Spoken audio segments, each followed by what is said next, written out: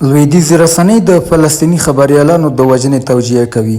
د فیر په نوم د امریکا د رسنیو د څار ملي بنسټ د جمعې په ورځ په یو راپور کې څرګنده کړې چې واکمنو لویدیځو رسنیو د اسرائیل لخوا د فلسطیني خبریالانو وژنه د منلو وړ وښوده او د عامه رضایت فضا یې ورته جوړه کړه. دغه رسنۍ داسې بیانونه خپروي چې د اسرائیل پر غزه روان جنګي یرغل ته مشروعیت ورکوي او د خبریالانو د وژنو لپاره غیر مستقیمه توجیه برابروي.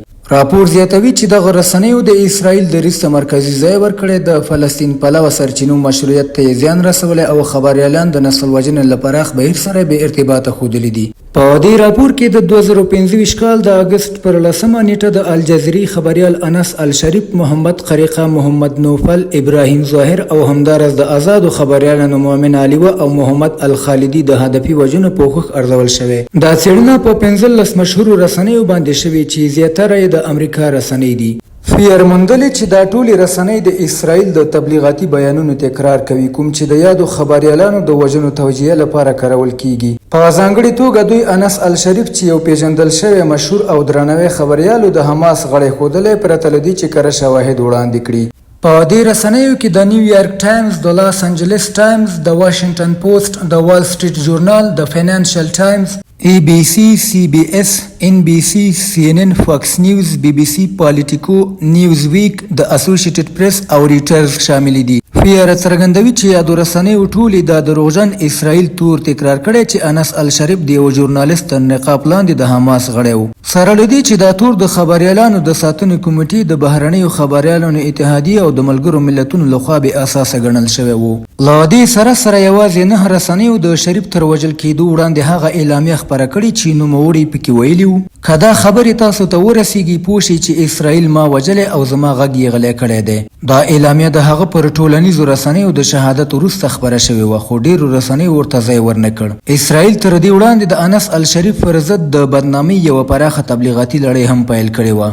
خو د نیویارک ټایمز، ABC، BBC، NBC او فاکس نیوز او وال سټریټ ژورنال هیڅ یوې رسنۍ د شریف وروستۍ اعلامیې ته نغوته نه ده کړې او نه یې د هغه له خولې کوم پیغام خپور کړی. برعکس 4 رسنیو د نیویارک ټایمز، NBC، BBC او فاکس د اسرائیل د دولتي چارواکو خبرې خپرې کړي. معنا دا چې همغو چارواکو دریځ ته یې ځای ورکړی چې د شریف او نورو خبریالانو د وژنو مسؤل دي.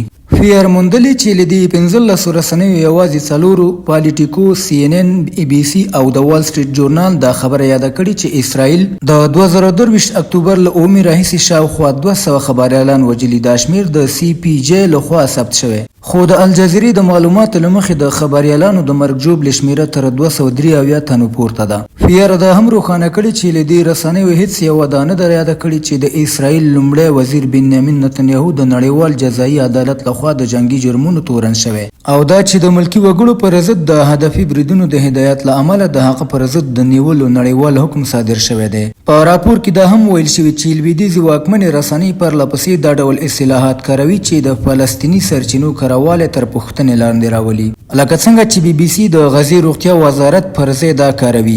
د حماس تر ولکې لاندې روغتیا وزارت، همداراز د نیویارک ټایمز او ریټرز هم ورته اصطلاحات کاروي. فیر دا وایي چې دا ډول اضافي توصیفونه عمدن کارول کیږي څو د غزې د روغتیا وزارت د معلوماتو مشروعیت ته زیان ورسوي، په داسې حال کې چې معتبر نړیوال بنسټونه د بیلګې په توګه د لانسیټ طبي ژورنال ویلي د غزې د روغتیا وزارت شمیرې تر واقعیت ډیرې کمې دي او ښایي اوسنی وضعیت تر دې هم خطرناک او پراخ وي. معنا دا چې د مرګ ژوبلې رسمي شمیرې د حالاتو ریښتینی انځور نه دی وړاندې کړی، بلکې لانسیټ د غزې د روغتیا وزارت شمیرې د باور وړ ګڼي او له دې هاخوا ځي او وایي له دې سره بیا هم د روغتیا وزارت شمیرې کمې دي. باید نورې هم ډیرې وي ځکه چې حالات تر رسمي معلوماتو لا ډیر مرګونې او بحراني دي. فیر همداراز یادونه کوي چې رسنۍ د اسرائیل او فلسطیني تلفاتو ترمنځ دوه مخیزه چلند کوي. مثلا د نیویارک ټایمز دا وایي چې د غزې روغتیا وزارت د جنگي او ملکي کسانو ترمنځ توپیر نه کوي، خو کله چې د اسرائیل د تلفاتو راپور ورکوي ورته نیوکه نه کوي. دا ډول تبعیضي راپور ورکونه دا احساس ورکوي چې اسرائیلیان که جنگي کسان وي که نه انسانان ګڼل کیږي، خو فلسطینیان انسان نه ګڼل کیږي. سره له دې چې فلسطینیان له لسګونو کلونو راهیسې د اشغال لاندې ژوند کوي او د اسرائیل د تیري لاندې دي. سربیره پر دې الجزیره یو دویمه درجه رسنۍ معرفي شوې یوازې ځکه چې دا د قطر د دولت لخوا ته هم ویلیږي. فیر موندلې چې د وال سټریټ جورنال او د نیویارک ټایمز د اسرائیل لخوا لګول شوي تورونه د دلیل په توګه وړاندې کوي چې ګواکې الجزیره له حماس سره اړیکې لري او دا هماغه تبلیغاتي منطق دی چې اسرائیل یې د دې رسنۍ پر ضد د بریدونو لپاره کاروي. نو دا چې الجزیرې په اسرائیل نیوکه کړې ده. فیر دا هم روښانه کړي چې یوازې د فینانشل ټایمز د غزې د اوسني وضعیت یادونه د قحطۍ په توګه کړي او هغه هم له اقتباس پرته. خو نورې رسنۍ لکه رویټرز او د وال سټریټ جورنال دا حالت د لوږې بحران یا بشري ناورین په نوم یادوي چې هدف یې د حقیقي قحطۍ د شدت کمول دي. فیر وایي ډیری رسنۍ د غزې روان ناورین داسې انځوروي لکه دا وضعیت یوازې د 9 د اکتوبر د 2023 کال له پیلېدونکي برید سره رامنځته شوی وي او هیڅ یادونه نه کوي چې د اسرائیل ظلمونه له دې مخکې هم هماغسې روان وو په غزه او اشغال شوي لویدیځه غاړه کې.